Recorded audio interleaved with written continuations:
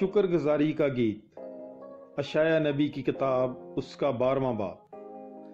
اور اس روز تو کہے گا، اے خداوند میں تیرا شکر کرتا ہوں، تو مجھ سے ناراض تو تھا پر تیرا غصہ اتر گیا اور تو نے مجھے تسلی دی ہے۔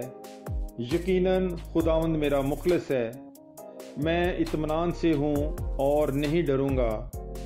خداوند ہی میری قوت اور توانائی ہے اور وہی میرا مخلص ہے۔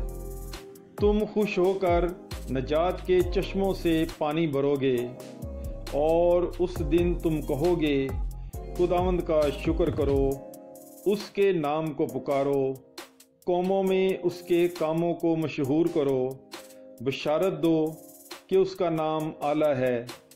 خداوند کی مدح خوانی کرو کیونکہ اس نے عظیم کام کیے ہیں۔